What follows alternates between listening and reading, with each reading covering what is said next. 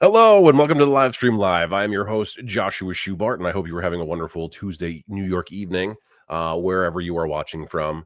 I have a really awesome person coming on today. His name is Conor Kelly. He's an AD by trade. He has worked on a ton of shit. He worked with me on The Tick, but he's also worked on Law and Order Organized Crime, The Green Knight, The Flight Attendant, The Blacklist, The Punisher, the original Netflix Daredevil, American Gothic, the list goes on and on of Connor's impressive resume. And he's also just like a really awesome guy. But let's get into what I'm watching, what I've been reading, and how I've been feeling. Severance. I know I've been banging the drum of the show for ever, and I've said it before that this is like our current Lost. If this was on like a major network when there was only like 8 of them, like when we had Lost, it would be a fervor, it would be insanity. It would be like Lost, it would be like Heroes. It would be like people would have tons of theories. You'd be speaking about it at work, you'd be talking to your friends about it. And yeah, there are people talking about it on Reddit and things of that nature, but it's not the same. Apple Plus hides their content just by not telling anybody about it, and I don't know why. I don't know why they do that. Almost everything that they have on that platform is fucking fire. That shit is well done. It's well written. It's well acted. It's well produced. Everything about almost everything on that platform is fantastic. But no one knows about it and no one watches it, and it's confusing. Like, this show has been blowing me and my wife's mind since we first started watching it pre-pandemic, because it came out and then there was a strike. Remember all those fucking strikes and shit? And we didn't get any more, and then they went back into production, and it took a long time, and well, now it's out, and we're up to episode 2 of season 8, and it gets more and more wild every episode. So I highly recommend that you watch that show. I've also been watching a lot of the WWE. My wife Courtney told me that I have to be less pretentious and speak to you about the awful TV that I watch as well. So I watch a lot of wrestling, a lot of it, and I have for most of my life. And I think that right now, the WWE is doing some of the best shit that it's done since the Attitude Era, starting back with the last WrestleMania run. And this is great. I mean, I spoke about it a touch last week about John Cena turning heel and how that's incredible, and it's just really great, and I love that. And also, Tournament of Champions is a bracket style cooking competition hosted by Guy Fieri. I've been watching that as well. That is also a lot of fun. If you are into cooking shows, hello Jose, thank you for watching. Then it's a great show to watch because it's a lot of fun. It's action packed somehow for a cooking competition. Yeah. So how am I feeling? I'm feeling weirder and weirder every day. I'm personally fine. I've got my kids. My kids are healthy. My family's healthy. In that regard, everything feels good. Politically, in that sphere, everything feels like a dumpster fire almost every single day. And there are reports that people are now seeking asylum in Canada from the middle of the country. And that's wild. It's not a lot of people, but the fact that any people are going other places to do asylum paperwork to leave feels bad. There are a lot of things that feel bad every day. And what I've been really trying to do is look hard at what needs to be addressed and what is just noise, because a lot of it is just fucking noise that is put there to upset you, to make you look at something else, things that cannot possibly happen or will not make it through in the courts, um, are not what you need to be focusing on. There are real legislative issues that are coming down the pike that likely will be very horrible for almost everybody except for a very small group of people. Um, and yeah, so you're from Spain and you're gay and you're not really happy with what's happening here, and I agree with you, Jose. It's we're embarrassing. We look insane. And I promise you it's not. It's a majority of the American people are not like this. We don't feel this way. Um, and we must look fucking crazy to the rest of the world. And I know that I have a large international audience, and I just want to impress upon you that we're not like this. The majority of us are not.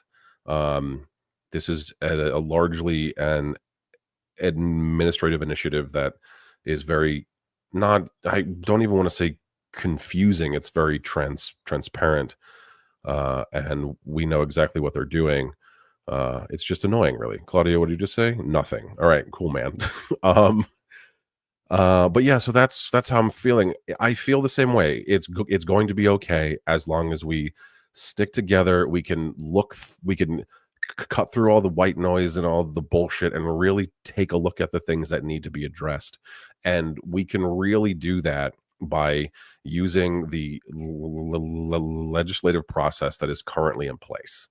You can bother all of your elected officials, call them every day, email them every day, bother the shit out of them, because most people, especially in the millennial Gen Z age bracket, don't do that. Do you know who does that?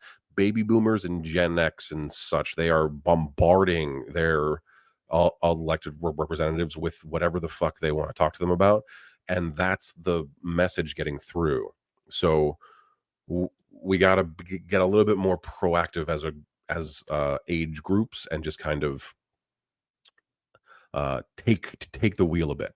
Um, Talking about freedom, poor social security, and no universal medical care. I'm a European. Yeah, no, I agree with you. We don't have universal healthcare like you do in Spain, which I'm sure is wonderful. And we have subpar social security benefits, which I agree with. And they're constantly under fire, and we're constantly trying to just save them. So if we're just trying to make sure that they don't go away, it's extremely hard to improve on anything. Um, it's on purpose, and it's to keep things kind of the status quo and all that shit.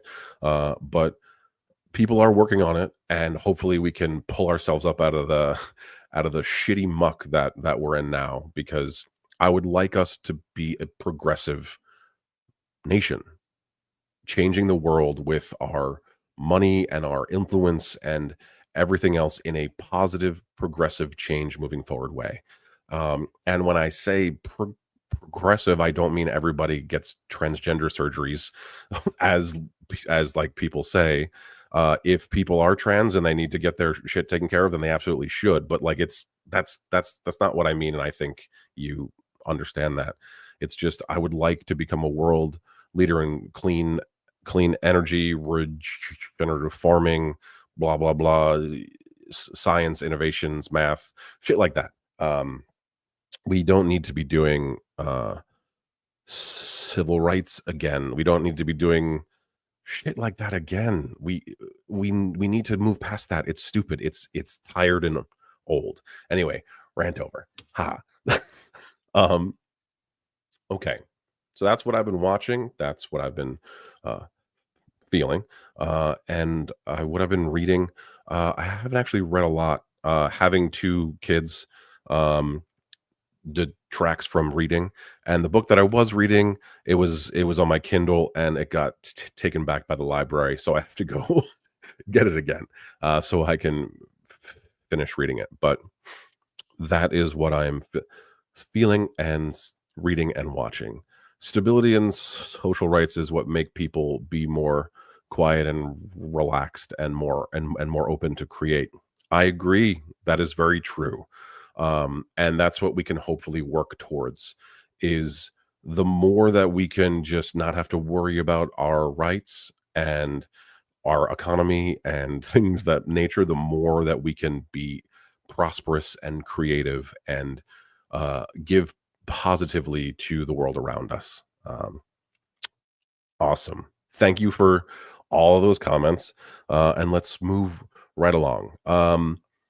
I'm going to bring up Conor Kelly. Connor and I met while working on the Tick season 2. Um, he was my AD. Well, he wasn't my AD, but he was he was the AD for the show, and we connected pretty much right away. We're both larger dudes. We have beards. We have great voices.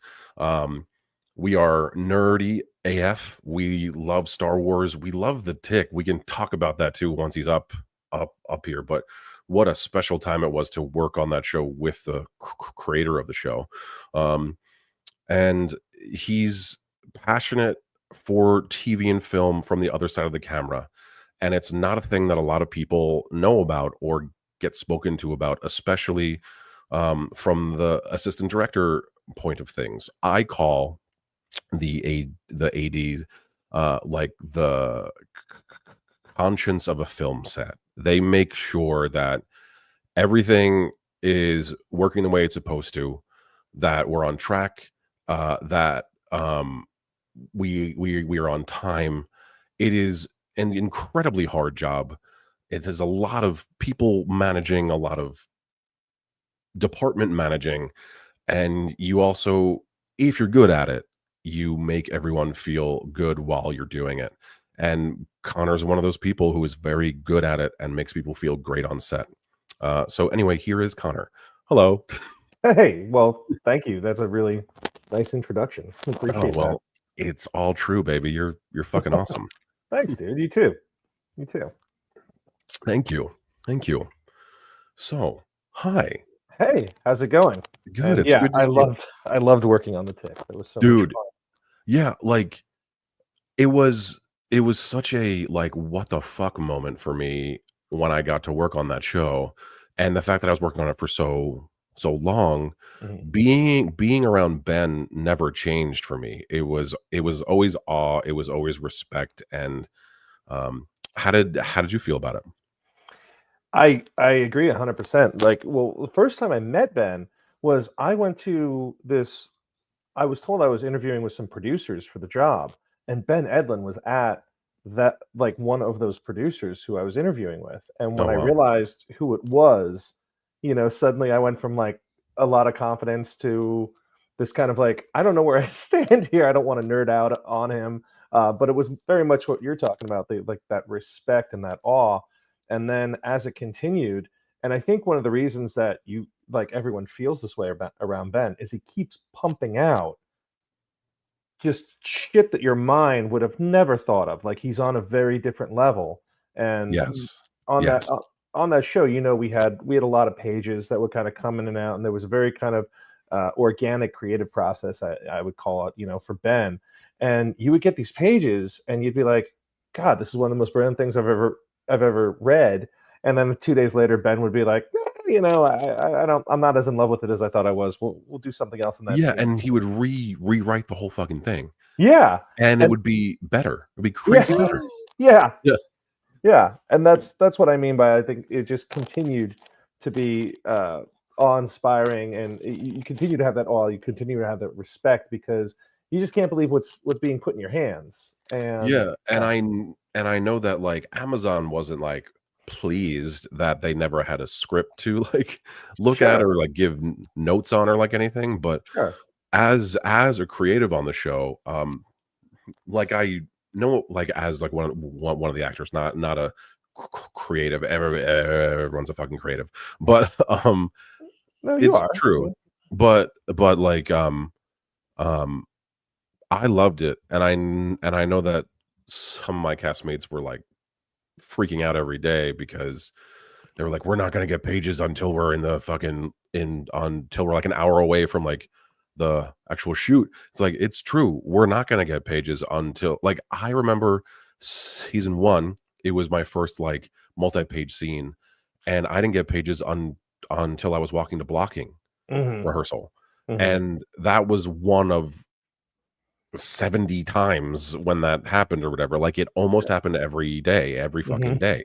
mhm, And it became a thing where it was like after a while you just release that shit. Like you're just like you're not going to get pages, mhm. but you're going to get them at some point, and then you just do your blocking and then let the crew do all their shit, and then you and everybody else we just go back to our area and just cram the lines in and do good work. And that's what it became. And it Yeah. became this really organic, like we were doing the work and everybody was because no one knew what the fuck was coming. And it was really cool. It was really special. Yeah, 100%, and, like, you're right, and especially, like, people in the AD position or the UPM, the producers and everything, not having pages, drives everyone crazy because they don't know what to be everyone wants to support Ben, and everybody who does this tends to love what they do, and they wanna Mhm. bring their A game. They wanna bring their best game. So, the more lead time they have, the more they can get pages ahead of time, the more of a chance a lot of people feel naturally that they'll have to deliver on that. And, what you're saying is absolutely true that, like, sometimes we wouldn't get pages until, like, we're going into the scene to do it, and we knew that meant taking extra time to figure it out. And we also knew that that meant saying no to Ben, you Yes. know? And none of us wanted to do that because we were so inspired and awed by, like we were saying, by his creativity. So I think that, it was good that it happened so much because after the first episode, it was like, okay, I know what this show is. I'm Right. never going to have time to prepare. I have to fall back on loving what I do, loving the medium, loving the tick, loving the people I'm working with. Everybody, just working really hard to do their best with no information. And that's what the show's going to be. And it's going to be wild, but wild often breeds special. Right. Yeah. As long as everyone buys in, then you can get something really special. And I think because Ben is such an inspiring guy, be because even though it is last minute at times and it can get crazy at times, like you said earlier, he's just so fucking good at it Yeah. that you wanna do it, like Yeah. you don't care. Like you're like this is a thing that like the Tick never gets more than 2 seasons, right? Like that's how it's been forever, but every iteration has been a thing that has just, like, stuck in the, like, pop culture zeitgeist so hard for as long as it's been there, and that's largely due to Ben Edlund and the Yeah. fact that everyone bought into every iteration so hard. Yeah. Um, like, I remember we did this, like, charity thing during the lockdown where it was every cast of every show, Oh, and we cool. did a Zoom reading of unaired scripts for 3 hours, Cool. and it was the craziest shit ever, dude. Like, it was everybody from the Yeah. animated and the original live and our Right. live Right. all in a Zoom room, like, fucking Winnie the Pooh was there, like, the, like, dude who, like, voices Winnie the Mhm. Pooh, Mhm. and, like, the Animaniacs, and Townsend Coleman, the original Tick, and, like, everybody from all the show, and everybody was just like, "Yeah, we're here because Ben asked us to be." Right. Right. And Totally. yeah, and it'll be that way forever. It's fucking cool. Yeah, and that's another thing that should be said is the reason that we didn't wanna say no to Ben is such a nice, soft-spoken, creative, cool guy that but he was sometimes you'll run into these issues on a set where you don't have pages until the day or something like that, and there's a person behind that who's going, "Well, why the fuck weren't you ready for this?" And you're like, "'Cause you didn't write it," but Ben was never that way. Right. Ben was always, "I just wrote this morning." "Okay, Ben, well, I can't throw a superhero through a building today because we're completely ill prepared for that." And Right. Ben would think for a second, then go, "Okay, could they go into a car? Could we do something with that?" And then you start to be like, "Okay, Ben is willing to work with us, compromise, to shape it, to make it shootable. All right, let's get the stunt guy on the phone. Let's get the actor on the phone. Let's start to build this together." And that was Yeah, always that's great. fun and exciting. That's awesome. All right, so let's take a step back, right? Yeah, You are from Long Island, I just am. just like me. Mhm. Um, and it's interesting that there are quite a number of us from Long Island that made our way into TV and film. Sure. Um, how'd you get in here? Like, Oh. what'd you do? No, I mean, it was, it was the farthest thing from reality. I had no connections or anything like that in the industry.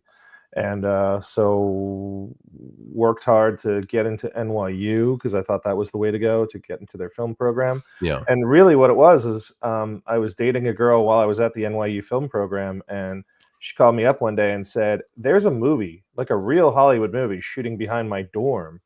And I was like, "Get out of here." So I just ran down there, like cut school, ran down there, and I begged for a job. And eventually somebody took pity on me and told me, "Okay, you want to go speak to the key PA? That's, the guy who hires most of the PAs, and the PAs are non-union. We can't hire you here on the electric truck, or whatever it was. whatever it was. Yeah, And, yeah, a very nice guy named, Tudor Jones, who's still an AD and a producer in his own right. I think he works a lot on Stranger Things these days. He was the key PA, and he had someone cancel that day, needed extra help. I think he paid me on a non-union voucher. So he didn't even, like, pay me as a full PA that day, but, from there, I was able to then okay, I know what all the trucks look like. I know what the campers look like. I know what a film set shooting looks like. And so I bought a bike and started biking around the city looking for oh um, wow.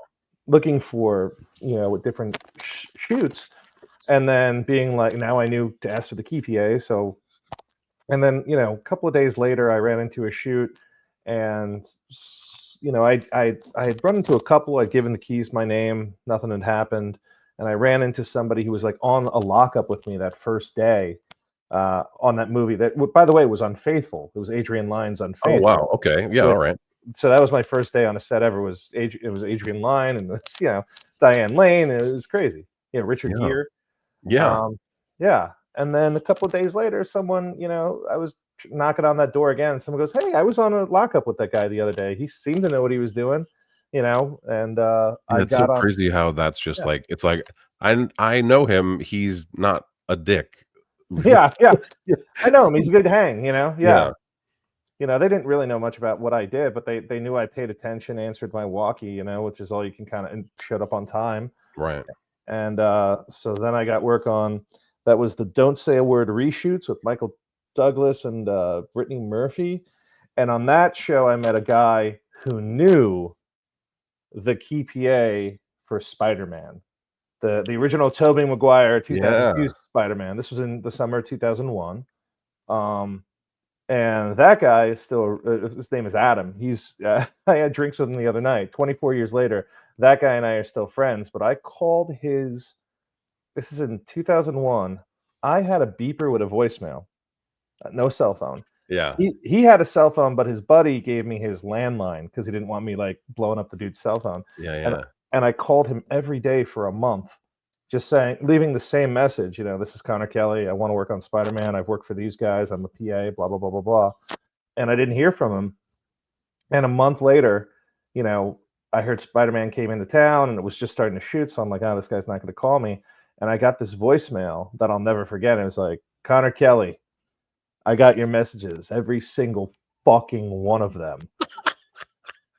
But you know what? your persistence paid off. Let's give this a try. It's 5 a.m. tomorrow at the New York Public Library. If you're not early, you're late. And that was it. And I was working on Spider-Man.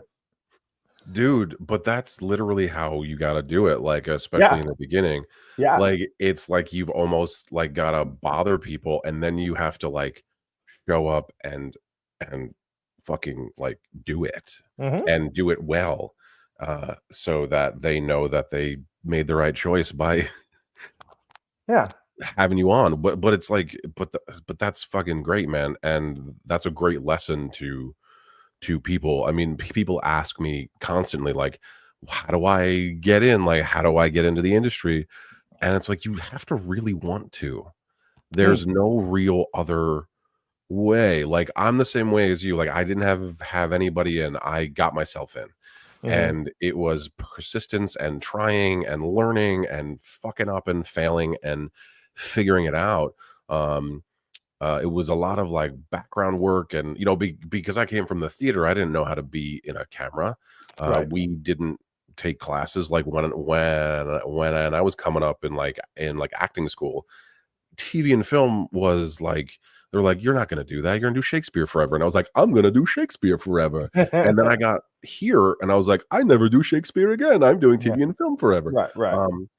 But so it's like it is true. You like start at the bottom and you work your way up, and it's a grind, and it hurts, and you don't get a lot of sleep, um and I mean you still don't get a lot of sleep, but it's at least you get paid more. Hmm. And yeah. So did you always know that you wanted to go into the directing area? Yeah, that's kind of where you wanted to be. I think from my early teenage years, um, I would say my early teenage years, there was this inkling of it, and there was this like kind of understanding that I had this passion for it, but it didn't seem very realistic to me. And something just kind of clicked in late high school that I just went, and I was not this kind of person, especially at the time, but I just kind of went, screw it, I'm gonna give it a try. You know, I know that I have work ethic. I'd been in sports and everything like that, and I was like, I know that when I apply myself, I can make things happen. What if I just worked harder at this than I ever have at anything else in my life? I mean, like maybe I'll give it a shot and maybe it'll work. Who knows? And I never expected that it would actually. I expected that I would, eventually be, I don't know, have to go get my real estate license or something like that. Something like that, yeah. Or become an accountant or whatever. Go work some office job. For 40 hours at a certain. I expected I would have to fall back on something eventually, and I'm Yeah. still here. So Yeah, I mean, so every person that I know that has achieved uh success in our industry, that's what they did. They hyper focused on a thing that they really wanted, and they just kept learning and improving and hammering on it. Um and they never stopped learning either. Like you haven't stopped. I haven't stopped learning, mhm, and I think that's the key is that, you know, you're never going to be perfect. You can always be better, mhm, but you're never going to be perfect. yeah, And you can do the best that you can. You can learn and learn and learn and make the experience more positive for you and the people around you. And the people that do that, they're the ones that stay. yeah, Um, absolutely. yeah. And becoming, I think the hardest thing for me that I just want to mention here, because I think a lot of people struggle with this, is like the hardest thing for me. I think was becoming comfortable with failure. Mm, That was the hardest thing. I know that my certain aspects of like what I wanted to learn better have been derailed by like just a lack of confidence because I tried it once and failed. Um, and luckily, I've gone back to those things and I've begun succeeding at them. But definitely just getting used to failure, getting used to it's not going to work every time, getting used to you think you should be here, you probably have to go here and here and here and here, and then you'll get there. That kind of right. stuff, you know? Yeah. it's the hardest lesson is that when you fail, you are just learning to do things that are better and that will work eventually. Mhm. And it's not actually failing. You're just learning. Yeah, Um, yeah, yeah, and if you can change that in your head that like I want to fail all the time, like not in big ways, like I don't want to like have right, an actor fall off a right, fucking like set, right. but but like yeah, like it's good, and I just want to say again that it's good. So Yeah, that's yeah, great. Yeah. yeah. So, I So mean, yeah, it's, it's a fun it's fun, it's certainly it can be stressful, it can be a lot of hard work. well, because it's a lot of personalities, right? Yeah, I mean, yeah, sure, I mean, there's all sorts of reasons why it can be hard, and there's all sorts of reasons why it can be frustrating, but, um, at the end of the day, number 1, I think it's, very interesting work, and it keeps you on your toes, it keeps you engaged. The atmosphere and the setting is always changing, the work is always changing, the challenges are always changing. What you're actually accomplishing that day is it feels familiar usually, but it's always a little different. Right. Um, but and then also, I'm old school in that, like you just said, like I wanted to do this for a long time, and I had no idea how I would do it, and it always seemed like a very insular community, and it can be, but at the end of the day, I got to remember that I get to make movies and TV, and I'm just so thrilled about that. You Yeah. know? It's a blessing, man. It really is. We're so fortunate that we get to work in this industry, Yeah. um, and create and tell these incredible stories and just have fun every day, even when it is stressful. It's let's be real. It's a lot easier for me. People treat me like I'm like the king of town when I'm on set because I'm an actor. Hmm. It's a totally different vibe for me. Like I remember I got into a fight with a PA on the Tick season one whose entire job was to hold an umbrella over my head all day. Hmm. And I was like, listen, man, I can hold my own umbrella. This is you have to stop this. I'm gonna go fucking crazy. Hmm. And like he was like, if you hold your umbrella, I lose my job, and then I can't like like Right. move up Right. in the Right. industry. Right. And I had to be like, all right, you hold it. I Hmm. get it. I can't Hmm. get sunburned because of continuity and we're on Hmm. location and blah blah blah. Hmm. But there are actors who are let's be real. They're psychos. And a bit, and they ask for things or they do things that feel a little um bad. And they Sure. treat people not like people so much. And I think that's why I kind of push back against that type of stuff where it's like you are a person that has to hold my things or hold an umbrella over my Hmm. head. But the realistic part of it is that that is a job, and that's what people have to do to go up. So Right.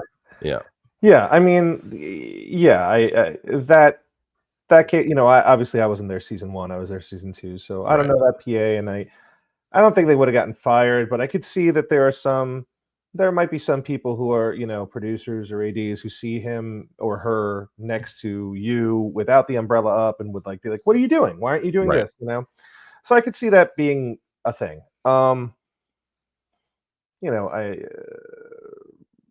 as far as like you and I getting treated differently, I think there's actually a reason for that. I've actually come to respect actors a lot more as I get closer and closer to the camera, as I move up in the AD department, and I'm next to the directors all the time. Um, because performance is so unbelievably key to what we do. yes, So's the camera movement and the sound yeah, and the visual effects and all that stuff. But the other thing is, um, we want actors to be relaxed and or whatever they need. We want to give actors whatever they need to be in the place to give the performance that they want to give and that the director needs to get. and I don't have to put my mug on camera.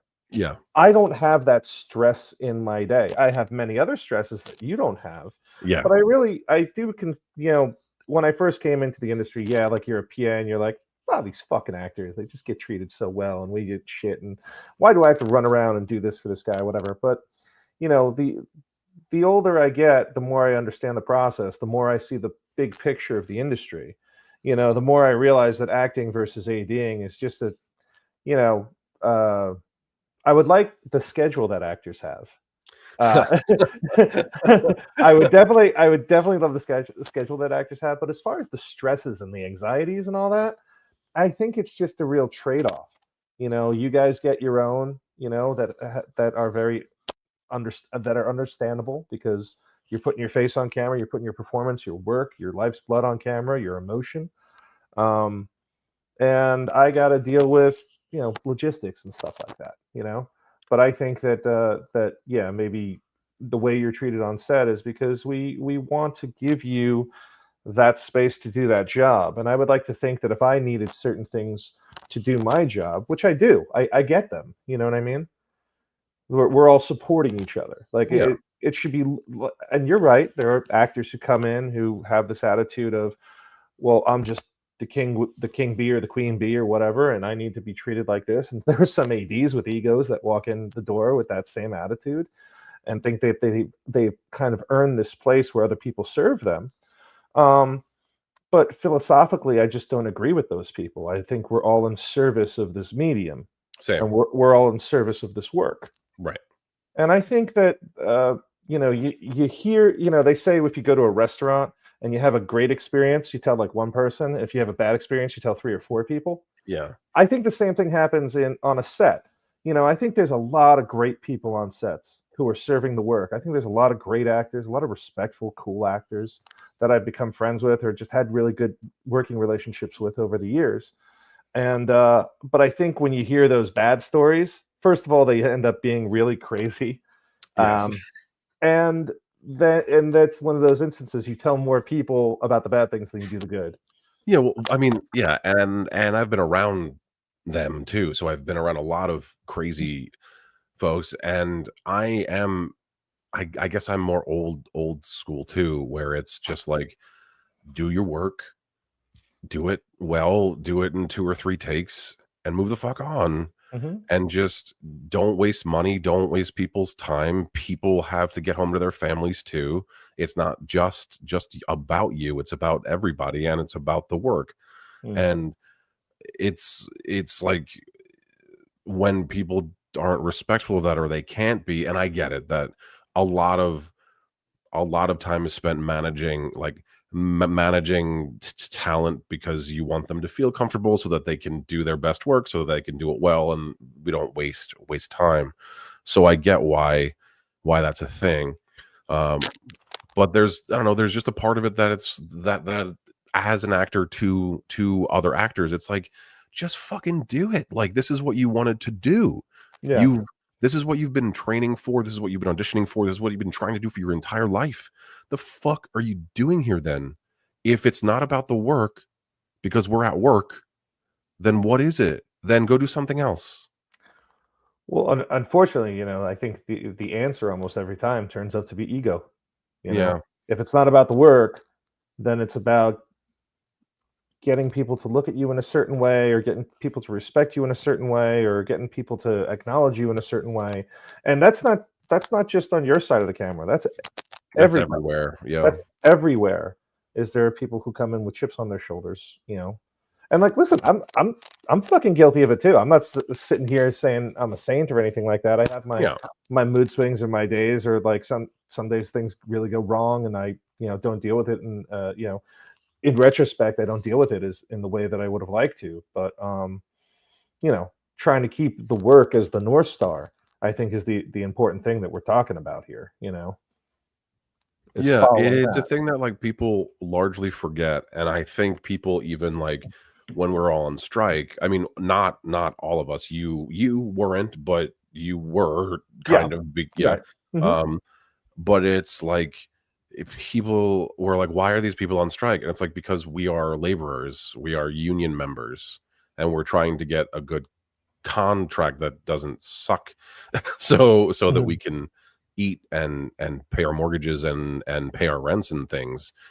People forget that, like, we're not all George Clooney, we're not all Quentin Tarantino, we're Yeah, not these people that you see on TV at the award show constantly. absolutely. We're tradespeople. Most of us are that. I mean, that's what we all are, Mhm. really. Um, some people are just famous and they can ask for more things and more money. Um, so Yeah, um, I think people lose sight of that. Like, putting on a performance is one of the oldest things that we have done as a as people. as a people, Yeah. as humanity has done. It's the oldest thing that we've done. It's how we've preserved our histories. It's how we've passed down our family stories, blah blah, and all that stuff. And it's more important than, I feel, most anything other than like being a doctor, or like, things like that. Like, but it's truly, in my opinion, can make people change and feel better, and can even make people not want to harm themselves. Mhm. Like, the amount of people that have reached out to me that watched our show, that have said, like, the tick is the reason that I'm still here. It's more than 20, Mhm. and that's a huge deal. That's yeah, I mean, that's the wonderful part of art, Yeah. and that is a huge deal, and, And it's, yeah. when people lose sight of that, and ego comes in, and Mhm. all that stuff, it's like, it's never for you, it's for them, it's for the people watching on the other side. Mhm. That's who this is for. Yeah. So I don't lose hu sight of that. Yeah. I and I think that this feels great talking about this right now because I think that, one of the most important first of all, I believe that every set is a teaching hospital, you Mm, know? I mean, this industry just keeps on rolling and changing and advancing and it just keeps morphing. And I think one of the most important things that can be passed down in each one of these sets, which is going to be different than a set tomorrow, which is going to be different than a set 2 years from now, is that perspective that we're talking about. yeah. If you can keep it in line that it's about the work, if you can keep it in your mind and in line that and that's why I'm here. Absolutely. When I talk about how, my from my early teens, I had this idea, I still very much find myself in service to the way that I felt when it was probably the 100th time, I was like, I watched Star Wars from the time that I could think, till this day. But it was something about when I was about 12 years old and I watched the binary sunset scene that Luke Skywalker, it suddenly clicked with me, he wasn't a superhero the way I had been looking at him as a superhero. And I looked at him as a superhero because he was like a prince. He was like this combination of a superhero because he had this awesome laser sword and he saved a princess just like a prince would. And he didn't have the steed, but he had the Millennium Falcon and a sidekick. And when I was 12, suddenly the binary sunset scene happens, and he's just walked out of Uncle Owen and Aunt dining room, and I realized that he's just a teenager who Yeah. wants out of his home. He wants out of his home life. He wants to try something beyond what he knows, and he just wants to be somewhere else. And I very much felt that way at that moment, and I connected with it. And what I realized is that art is simply another person creating something to say, "This is how I feel. Does anyone else feel this way?" And that's what I felt George Lucas was saying to me. And then suddenly I realized that what that had changed within me, I owed back now.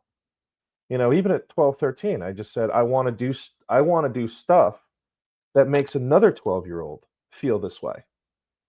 Yeah, man. That's what it is, and that's what it's supposed to be. That's what it's supposed to be.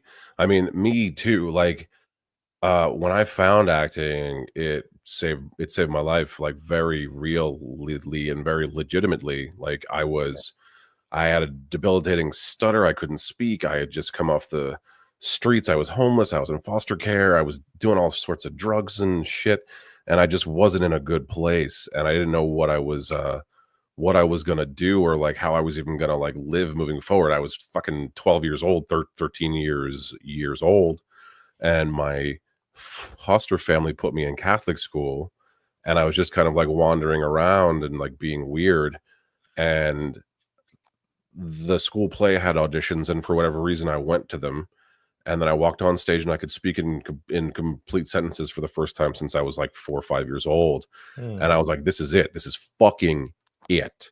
I have to do this," and then I, like, stopped doing drugs, I cleaned myself up, I, like, just started doing everything and just moved forward with purpose and with drive and ambition for the first time in my life, um, and I realized that, I could convey my stories and the way that I feel in a healing way through my work to people, and like catharsis is the is what we're trying to give people, um, and so yeah, dude, like we align in this sense, like 100%, and I feel like most of us in the industry do, and we Yes. just don't talk about it because we're like we can't talk about this. It's weird. It is a little like, it is a little weird, and, you're kinda taught on a set, not to not to kinda fan out. You don't wanna Yeah. be a fanboy, you don't wanna or a fangirl, you don't wanna be a nerd on set. You're supposed to keep it all professional. And, so yeah, a lot of what we're all feeling kinda gets swept under the rug because 'cause we're not supposed to talk about it. But you find those people, I think, on set who are the fellow nerds, and like you and I found each other, that you kinda go off and have these little asides, where you get to kinda talk about this stuff. And I have to say, from, the Tick on, because one of the things that got me the job on the Tick is in that interview in that hotel lobby with Ben Edlund. He saw my nerdy tattoos, and he Oh, and he was like, "Wait, are you a comic book fan?" And I was like, "Yeah," and I think that's one of the reasons I got the job. So, after that experience, I stopped hiding my nerdism. I stopped hiding, like, kinda, that feeling, and I learned how to be professional while being a nerd, and I think it's only served me. oh, Um, yeah. Oh, yeah. yeah. I mean, you actually helped me have permission. Like, I don't know if you remember, but one day you brought some stuff in for Ben to, like, sign Mm, while we were at work, mhm. and I remember looking at you, and I was like, "Did you just have Ben sign stuff today?" And, like, you were like, "Yeah, I do that now with, like, everybody because why not?" Right. And I was like, "Yeah, why not?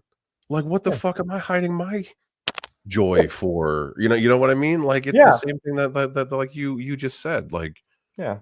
it's like, I don't have to pretend that I'm this cool guy that's above everything. I am an excited, like, nerdy, happy person, like an optimistic man. Like, I can't believe I'm here. I can't fucking believe it.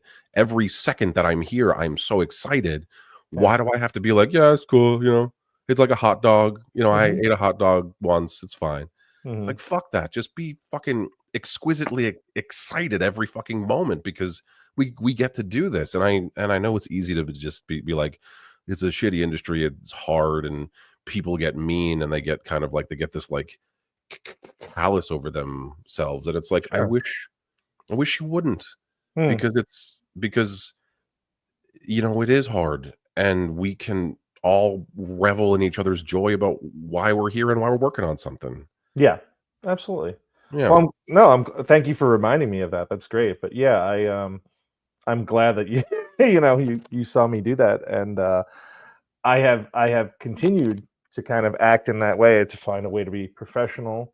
Hey, listen, I'm not here to like, kiss your ass, and I'm not here to blow smoke up your ass, and I'm not here to annoy you by asking you a million questions. But just so you know, Ben, or Yeah. whoever I'm talking to at the time, this meant a lot to me. And I have this little thing here, and it would mean the world to me if you would sign it, just as a memento to me that we work together. And most people um, react well to that. You Yeah. know, and of course, like, I have yet to have someone be like, "Fuck you," or something like that. Um, and I also have yet to be disciplined by anyone for doing it. I hope, I hope a lot of PAs don't see this and like just And then start start running in asking with, people. Yeah. yeah, but like, I these are also people like, I didn't start doing it till I was like a first AD either. So I Yeah. started working with people in a capacity that they valued me, and that we had, aside from our professional conversations, we were starting to have, some, just workplace niceties, between us, is when I kind of started doing that. But now I do it all the time just because this attitude that we're talking about, if you let that loose, that I am overjoyed to be here and holy fuck, I can't believe I'm here, it becomes infectious, Yeah. and it's good for the set. And if It's great I'm for the set. yeah, if I'm supposed to be setting a tone for the set, like that's the tone I'm hoping to set. I think that's great. Yeah. And I mean, I think that's exactly right. yeah, I have to crack the whip every now and again, and I don't like doing it, and I gotta push people along, absolutely, and be like, we're the wedding planners of the film industry is what I Right. refer to it as. It's you're the schedule folks. Yeah. Yeah. Well, I think of it as like, the bride is the director. The bride just wants what the bride wants her vision of the day to be. The bride doesn't know how to get a 6 foot tall ice sculpture of a swan, but I'm the guy who knows who to talk to get the 6 foot ice sculpture of the swan. Right. I'm the wedding planner. So the director wants whatever it is, and I go, oh, I know I got to speak to special effects about this. I know I got to speak to props about this, whatever. And then you got, and then the wedding planner is always going between the bride and the family member who's paying for the wedding, and those are the producers. Right. So, I'm caught between the director and the producers. And then there's also the wedding party. And the wedding party are like who I consider the actors to be, because it's the bride's vision of the day, but the wedding party often has some kind of creative input, or, I'd like to wear this color, this dress, I don't look good in this, blah blah blah blah blah blah blah. So it's like they get their kind of creative input as well. And so you're always kind of circling those three, you know, and then that's you're kind of running between those three, trying to keep those three entities at peace with themselves and each other, while simultaneously running the entire crew of the people who are putting up the chairs and caterers and whatever. So yeah, that's why I think it's a lot like a wedding planner of the film industry. That makes a lot of sense, actually. Yeah. It does. That's a really good analogy of what it is. Yeah, Yeah. So I saw you worked on the Avengers. I did. Yeah, I worked on the Avengers, the New York unit of the Avengers. Yeah. So under the New York unit, in that, one of those things, like, I can't believe I get to. I'll brag about it because I can't believe I get to say it. It's like my name is in the OG Avengers credits. Yeah. Under the New York unit is the second, and it came to New York for like a week, and it was huge, and we had a fucking great time. Yeah, I'm sure it was like a great madness. Like it was a lot of people. Like it was a lot of herding cats, basically, right? Oh, sure, but I mean, it was also when you get to do those, like, when you just get to step on those like $200 million, $250 million movie sets, Yeah. the shit that the art department has done, and the shit that the wardrobe department, the costuming, everything is just, you just can't believe it. Even though you're on the streets of New York, it truly has been transformed into an alternate movie New York. Yeah. Like, as opposed to doing something like organized crime, where it's all about like realism. Yeah. uh, So are you still on that? well, Are we still on organized crime? yeah, Law and Order Organized Crime has gone for 5 seasons, and now it's Yes. it's it's going to be on Peacock. the 5th season. So because of that, I'm not sure if it's going to have another season. I think until it airs and we see the numbers for it. Okay. But yeah, I have been there for 5 years. I would love to go back for a 6th season if there is one. And it's been an incredible journey, because I think when you first get into this, you want to work on stuff like the Tick and the Avengers and these things that you nerd out about. But I truly on Law and Order Organized Crime, I got it because it was my first job out of the pandemic, and I ended up really, really loving the people that I worked with, and that's why I Oh, that's stayed there great. for 5 years. Incredible crew, great cast, wonderful supportive producers. And yeah, even though we were doing, cops and robbers, I mean, Law and Order is basically a cops and robbers soap opera, Yeah. Yeah, yeah. that's what a lot of network detective shows are. Um, I loved working on it because I love the people, and also, guess what? It doesn't matter. Again, it doesn't matter what I think. It doesn't matter what my tastes are, and my taste might not gravitate toward a network police drama. What matters is how many people that I see come up and go, "What show is this?" And then we say Law and Order Organized Crime. They go, "Oh my God, is Yeah. Stabler around? Oh, I love this show." Blah blah blah blah blah. And turns out, if you work on a Law and Order, there's a lot of people coming up to you going, "Where's Stabler? Where's Benson?" Yeah. And the show really means a lot to a lot of people, especially New Yorkers. And so I was able to find, that pride in what I was doing, coming from a very, that really, really taking it to that spot of like, I'm doing something that people watch every week. And, you It's a know, big deal. You are part of people's lives every week. yeah. Yeah.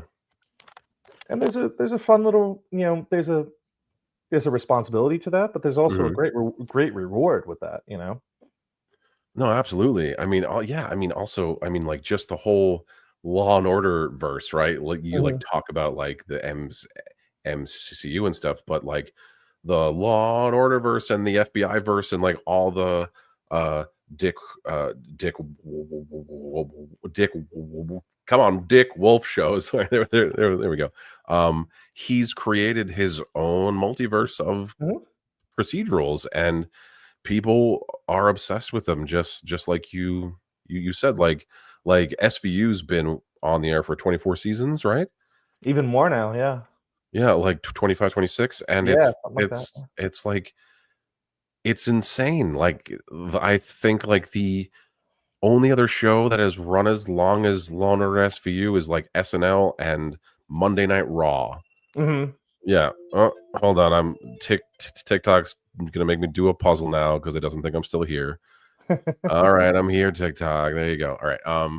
And yeah, so it's crazy to be a part of that. And also Christopher Maloney's been in two, right? So it's Mhm. like you're extending that story in a new way.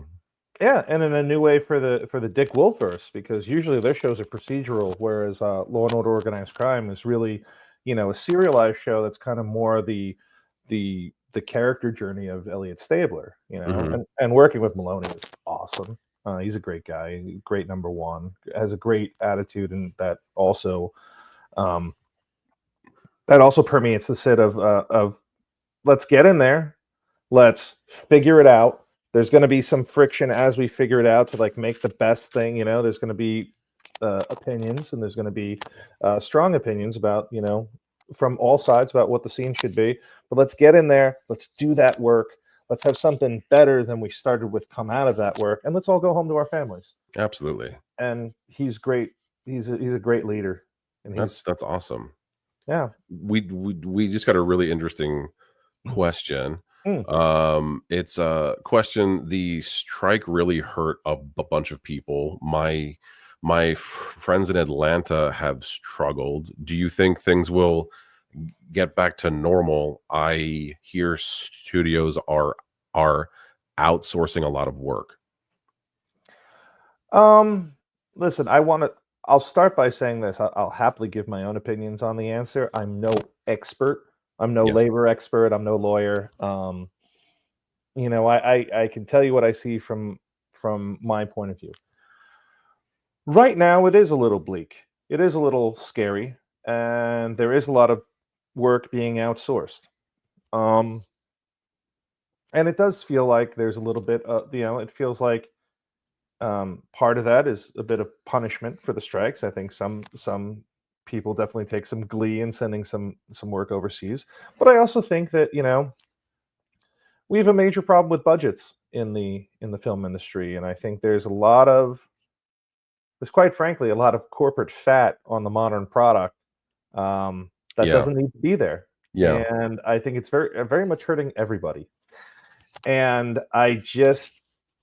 but all that gloom and doom being said, I 100% agree with you, Josh, that you know, um, storytelling is something that is essential to our being as a people. Um, Storytelling is something that feeds the human soul in a way that we don't even fully understand, but Mhm. we know that we need it. And so I know that there will always be storytelling within the human experience. Um, I believe that television and film will go on, and I think it'll have a resurgence that comes from, all this corporate fat redux, redo, reboot, sequel, extended universes will go back to independent storytelling about people. Just like it did, we kind of had a wave of that in like the '90s that really excited everybody, and Right. Yeah, yeah. I think we'll have another one of those again in a couple of years. But I think I'm it is kinda happening now though, yeah, man. Like, like, people are having to buy these, like, smaller, like, rom-coms and, like, comedies, horror. All these things are coming out of the festivals again, mhm, and they're being shot for, like, 2, 3, $4 million, which, by the way, that's a lot of fucking fucking money, money. and you can pay a lot of people with $3 million, and you can pay them very well, and you can make an incredible film for 2, 3, 4, $5 million. Um, you don't need to have $500 million to make a movie. Well, maybe some of them do, like, I don't know, like the Avengers, sure, but, you know, you don't need to be putting like $180 million into like a football movie, like shit like that. Yeah, Or, and it's like you make compelling stories really well. The shit that you can do with like green screen and CGI and shit now, it doesn't even cost that much anymore. no. And you can still pay everyone union, you can get everybody in the union in, and you Mhm. can pay them their wage, you can pay people over scale with $3 million. And um anyway, like Yeah. yeah, Oh, like I think some of the best storytelling currently is coming out of horror. I really do. me too. The the last couple of years have been great for horror, and that's just another thing that's indicative of what you're talking about, is when you can make something for 2, 3, 4, $5 million. Guess what? They let the artist be in charge. You Yeah, know? When you're making something for $250 million, there's a lot of people with their asses on the line, and that's where a lot of opinions come in that sometimes can sink, a ship because there's too many cooks in the kitchen. right. But and that's why you get these very vanilla, you know, retreads, reboots, sequels, whatever, that offer nothing new. Um, but 2, 3, $4 million when they let the artist do what they want. Some really great shit comes out. Yeah, some really awesome stuff that you Yeah. wouldn't have had before. Mhm. Yeah, which is great. I mean, and we got another comment. It says that is the last comment. It's okay. You can make as many as you like. Um, but as he says, it just seems like there are no original stories. Example, Snow White, and uh, they agree with us that the last massive scale movie that they liked was Top Gun 2, Mhm. um, which I agree with. I have my issues with Tom Cruise, Mhm. but I will say that he loves storytelling as much as we do. I mean, Yeah, I've never met him, but I do. I You can just tell, right? Like yeah, yeah. he He's he very loves it. dedicated. Yeah, and he did sort of like save the fucking industry after the pandemic and after the Mhm. strikes. So like, With that um, movie. with That that movie, that yeah, movie really, Steven there's that famous video of Steven Spielberg running up and hugging him at some award show going, "You saved our ass. You saved domestic distribution yeah, with Maverick." And hey, man, like, the thing about Tom Cruise too, he's a brand, and what that brand says is quality theater going experience. hmm, And there's very few, stars that carry that brand with them anymore, and that's why I'm going to be buying my ticket for Mission Impossible: Final Reckoning, because the man pumps out only he only pumps out what he feels to be quality theatrical, experiences for audiences. hmm. I mean, So, he does make bangers. He really does. yeah. He really So, does. I dig his brand, sure. Yeah, I've never really met him either, yeah. I worked on Vanilla Sky as a PA, but I didn't meet him. yeah. Oh, this is an interesting comment, and I do agree. So, if you have anything else that you'd like to ask, or like you would like to say, we are over an hour now. Oh, Um, sorry, yeah. no, no, no, Well, I'm having a no, great time. no. I'm not speaking to you. I'm speaking to the speaking to the audience. Like, I'll talk to you for like an entire day, dude. I don't give a Right. shit. It's just it's No. I just don't like to hold people more than like an hour because I Oh, no, I'll yeah. talk for however much you want, but I do wanna respond to that person saying, "It just seems like there's no original stories."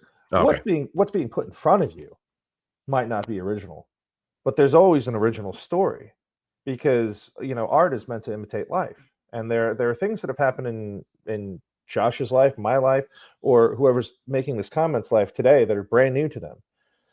And the kind of interesting and beautiful thing about storytelling is what we're going through is brand new, but also timeless.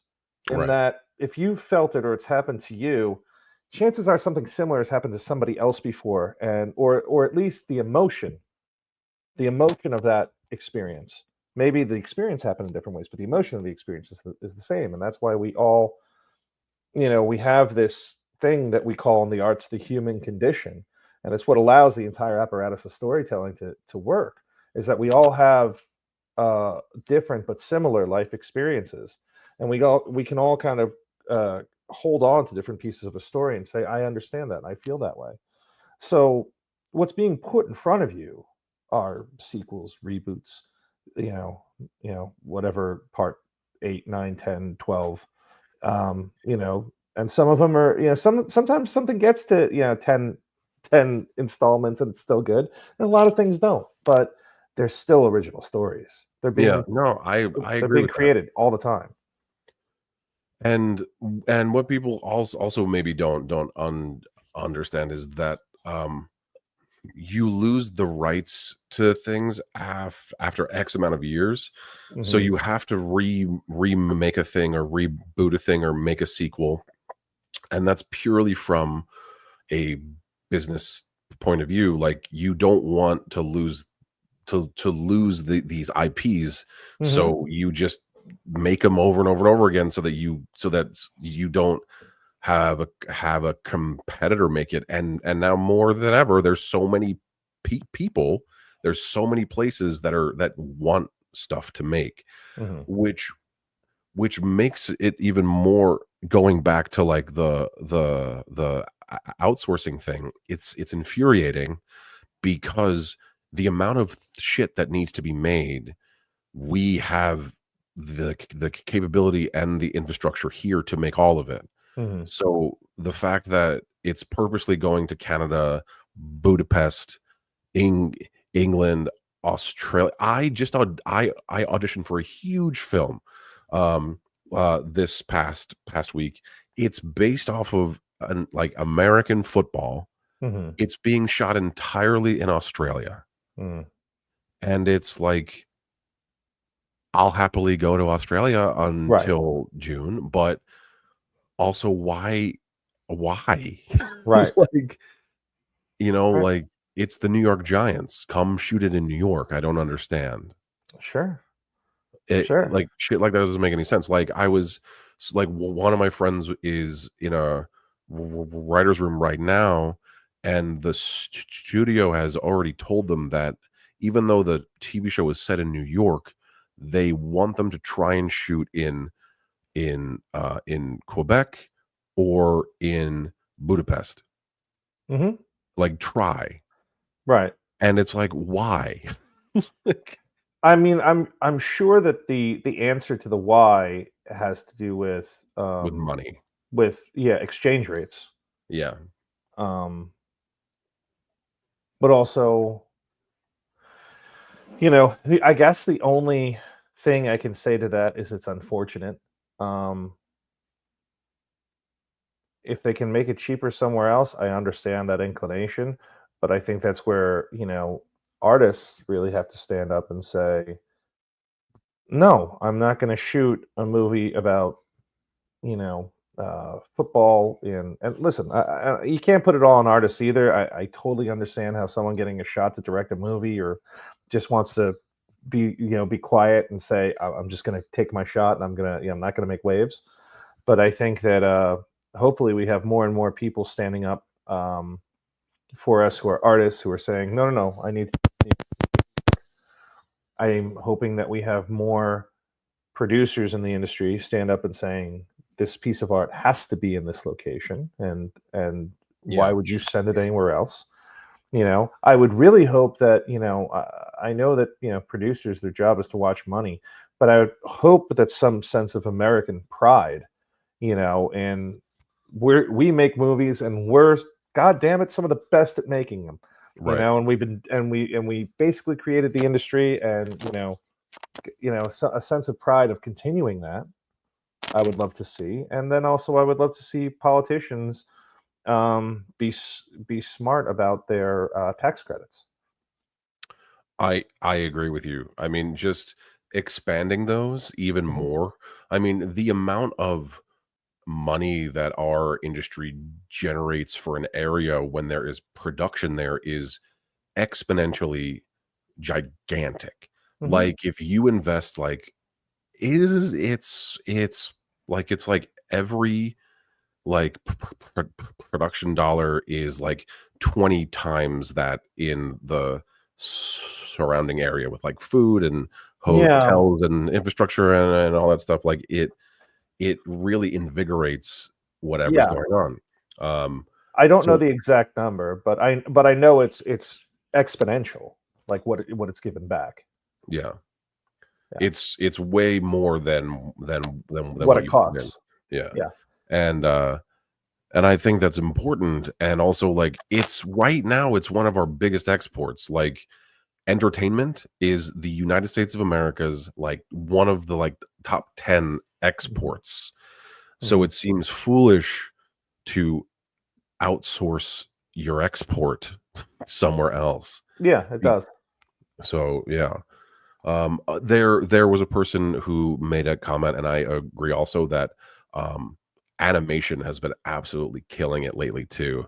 Mm. Just really great storytelling, like, using examples of Arcane and, uh, loved Death and Robots, Mhm. Pantheon, and like all the new anime that has just been cropping up, and Yeah. I agree. Mhm. Um, I will say that animation is going to be extremely threatened by AI soon. Yeah. It'll be one of the first things to kind of get really fucked over. Mhm. Yeah, that and Uh, music. that and Music's gonna music, yeah. music's gonna be There's no music union, and the animation union has no teeth, so mhm. going to be it's gonna be scary out there for those 2 mediums.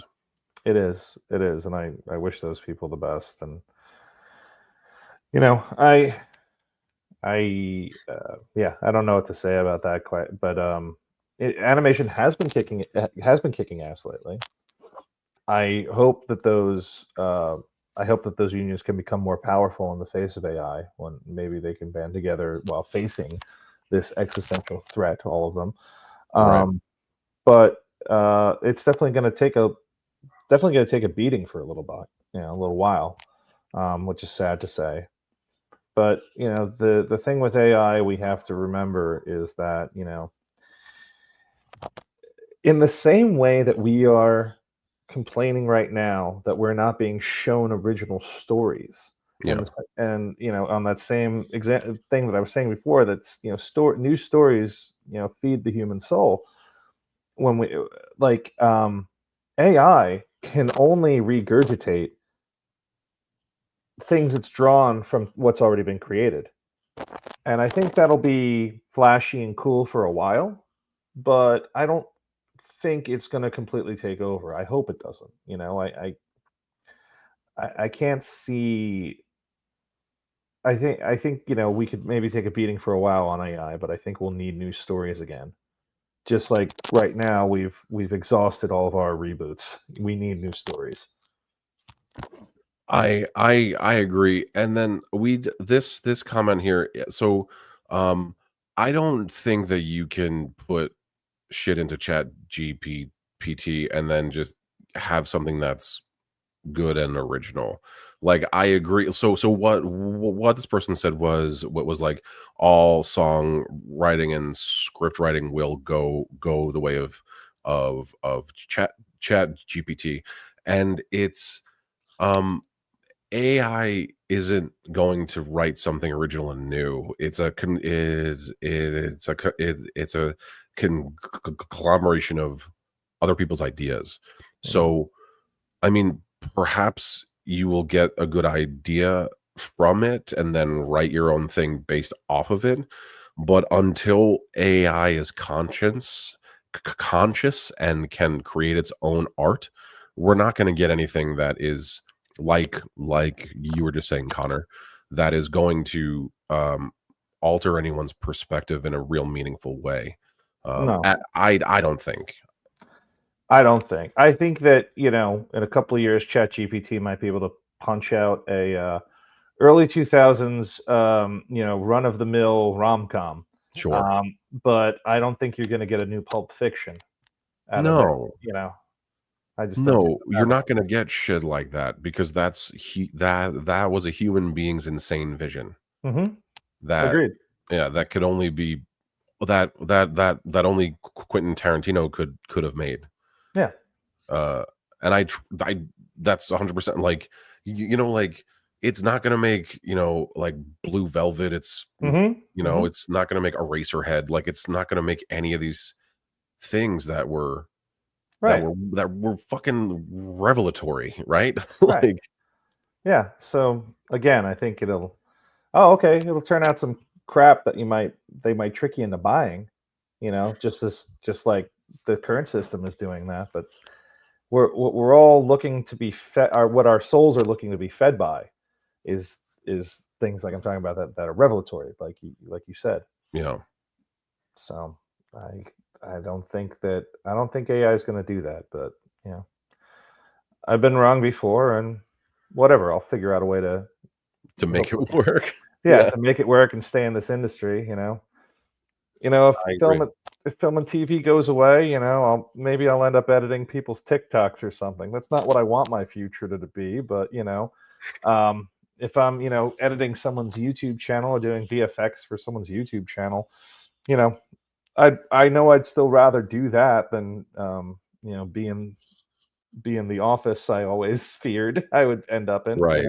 Yeah, that's like I had to do this well and succeed at it because I don't know what else I could do. Hmm. Like, I'm sure there's like other stuff that I can do that I'd be okay at, Hmm. um, or even like excel at. Like, I'm sure I can apply my skills to like other things and do great. But Hmm. I literally I have to do this. I'm compelled. It's a compulsion. So Hmm. Yeah, um agreed. yeah. And that's why we get along so well, Connor. It's true, very true. A compulsion and a responsibility. Yeah, it is a responsibility. It's a God, it's almost like a it's almost like religion in that way. Hmm. And like I don't talk about my like acting technique a lot because it's very spiritualistic. Like it's very much it's like so the basic premise of it is that everyone has, is, and will experience everything that has is happening and will happen. And your job as an artist is to tap into the ether of the universe and allow it to pass in and out of you, Mhm. um, and just exist and live with whatever that is.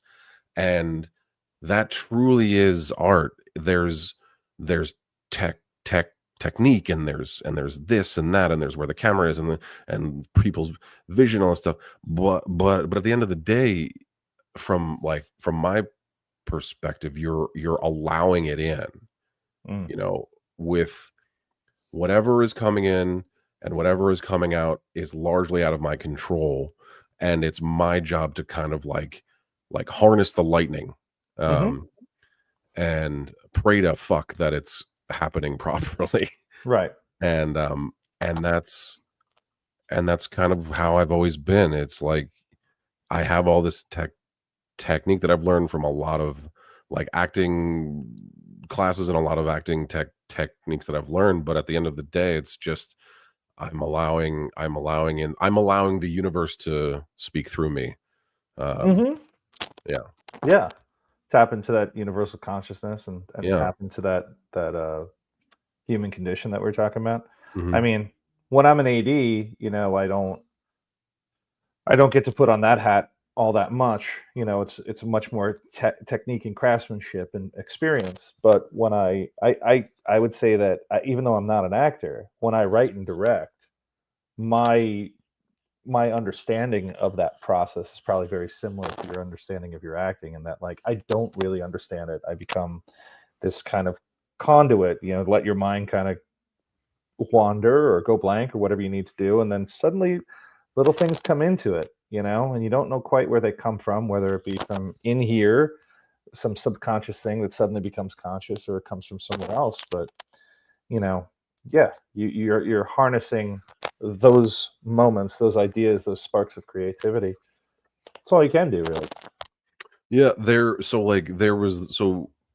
were all these stories about the actors of old Mm, where, they, either were abysmal, terrible, boring pieces of shit, and you mm, hated watching them, or they something happened and they set the fucking air on fire, and, mhm, were crawling out of your skin, you were, having this, you were experiencing they were giving you the catharsis, and, when they would stand, you would stand, all this stuff, and it's like, that is it. mhm, That is what we've been trying to emulate mhm, forever. That's why we've been trying to capture it on film. We've been trying to do all this stuff, is that we've been trying to light that fucking air on fire mhm, since our ancestors would do it for us, for our and ancestors. It's visceral. It's the most, um like it's the Stardust shit, man. Yeah, yeah, yeah, yeah. No, absolutely. Because like no matter what we come to the conclusion of, whether the thoughts and ideas come from elsewhere or that they come from inside our subconscious, no matter what, the that need that we keep coming back to is, I think, what you're talking about. That need, whatever it is inside us that compels us to either do what you and I do or just to take it in. The need for storytelling in the human condition, which is something that not a lot of people talk about. We talk about, you need, you learn in school, food, water, shelter. That's what a human being needs to exist. yeah. That's not true. That's not true. Sure, maybe to keep breathing, a human being needs, food, air, and food, water, shelter, food, air, water, shelter. But to live, Mm, to live and experience, and to be considered like, and to call yourself among humanity, is to very much learn through story and remember through story, and the lessons of storytelling are hopefully what give us the tools to be better people in the future. And I don't think we talk about that enough. no, and we need to. Hmm. We really do. That's a huge thing that we should be talking about more, and helping other people kind of I guess, feel more comfortable in speaking about, because it's like making money is great, but it's not, that's not what it's about. Yeah, It's not. yeah, Um, because it heals us. mhm. It heals us. It's if you say, if you think back to the people who were here way before us, who were looking around going, who didn't have the science, technology, or any understanding or experience like you and I benefit from, the people who were looking around trying to make sense of their world, that's why they started telling stories. You know, Yeah. we we do it to comfort ourselves. We do it to heal ourselves, and it's why that's why I feel so passionately about it. I I do. I completely agree. Yeah, I'm sure. Completely No, I agree. know you do. I know you Yeah. do. I know I'm preaching to the choir here. Yeah, but I love to talk about it, even if, because we don't get to talk about it, you know? Yeah, It's nice. yeah. It's nice, Connor, It it's it nice. is nice. Yeah. It is nice because yeah, on set, time is money, and that's where people, like I said, sometimes I have to push people ahead, but I'd rather just sit around and talk about movies all the time on set, Right. and I would love it if we could only do it at like if we could just do it at our pace and we get to bullshit a little bit more. But yeah, yeah, It is a business, right? So we gotta do that part of it yeah, as well, which is awesome. yeah. And I'm glad that you also just want to throw out there. I'm glad you said you were watching a lot of WWE lately because I've Oh, gotten yeah. back into it too, It's so and good. it's been really good. And Yeah. like the John Cena heel turn was crazy, and I was watching Elimination Chamber live, and that was so much fun. Um, but I often think about wrestling when I think of like the conversation that you and I are having right now. It's like the basics of storytelling. The It's very good basic. versus evil. It's, all that stuff. It's It's all woven so fun. into it, Yeah, and it's so fun. people don't even realize the relationship that these things have to each other. That like I remember watching Beyond the Mat when I was 18, and Vince McMahon very famously goes, what we do here is we make movies. We make movies every week. And I remember at 18 going, what the fuck is he talking about? He doesn't make movies. And then thinking about it more and more and more and more, I go, oh, I guess he does. I guess he does kind of make like his own version of a movie of, we set up, we set up the conflict. We know where the hero has to go. We know what's Right. standing in his way. All like you said, all these very simple building blocks.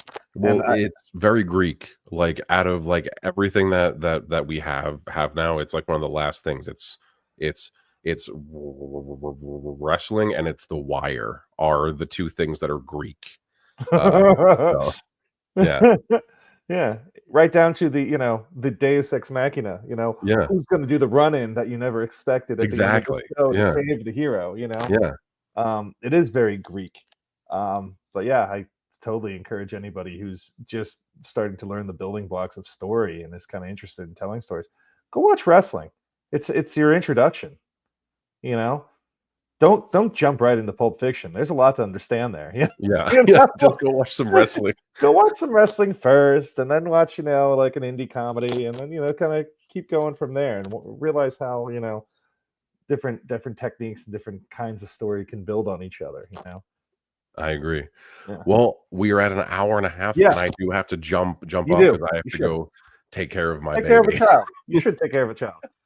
But dude, I could talk about this for 3 hours, and I know. I'd Me too. love to have you back again to just wax Yeah, poetic yeah. I about hope you art and do. shit. I That'd be hope you do. That great. would be awesome. Um, but dude, thank you so much for being here and for Oh going yeah. so long, and, Oh, like, this is my pleasure. This is my great pleasure. conversation. I love this. Yeah, absolutely. And like, And yeah. I will And I speak know to you you're soon. busy, but whenever you're around the city, hit me up, man. No, yeah, I'm around the city a lot. Let's go eat and drink and things. All right, that'd be great, man. That'd be All right, great. man. I will All right. speak to you soon. All right. Thanks so much. Thank you so much. Later, This man. has been awesome. Bye bye. I know it has. It really has. Good night. All right, everybody. Thank you so much for being here tonight. I hoped you enjoyed this conversation as much as I did. We were live on TikTok, YouTube, Facebook Live, and Instagram.